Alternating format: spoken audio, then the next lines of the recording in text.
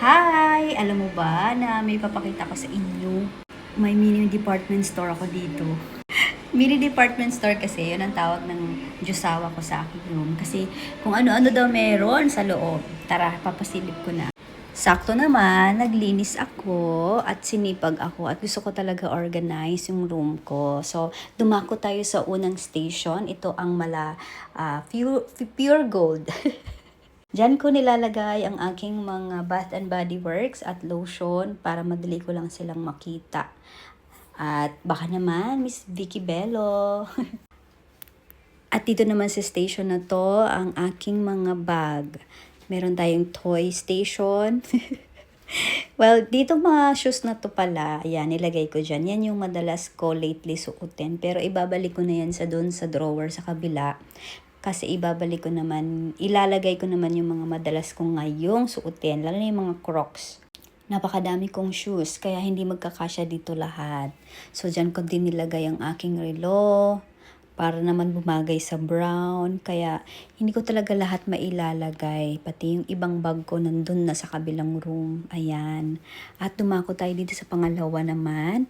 Andito sa baba ang mga ating mga perfume. Ayan.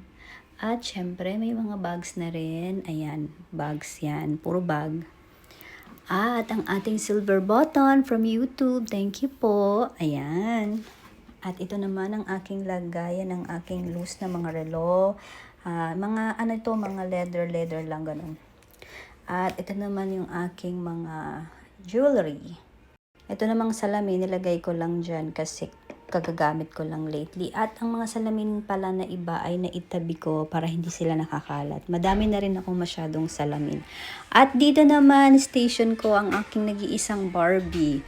First time kong magka-Barbie. Kasi alam nyo ba mga mare, nung bata ako, wala akong Barbie.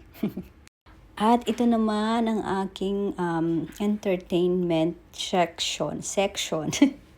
Ang aking tablet pag nanonood ako ng aking mga favorite Korean drama. At dito naman ako madalas tumambay dyan sa upuan na yan. Dyan ako nagkakape.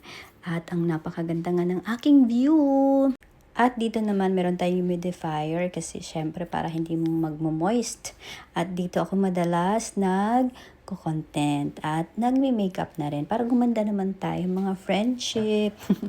At dito rin ako nag-exercise dito sa aking walking pad. Ayan. At dito ko rin nilagay yung aking mga dumbbell. Ayan. So, ganyan ang itsura ng ating room. Napakaaliwalas, At ayan ang aking bintana. Yung iba kong shoes nandun sa kabilang cabinet kasi hindi talaga magkakasya dito. Dadalawa lang yung paa ko pero napakadaming shoes. O siya, salamat sa panonood ha. Diyan lang kayo, dito lang ako. Bye-bye!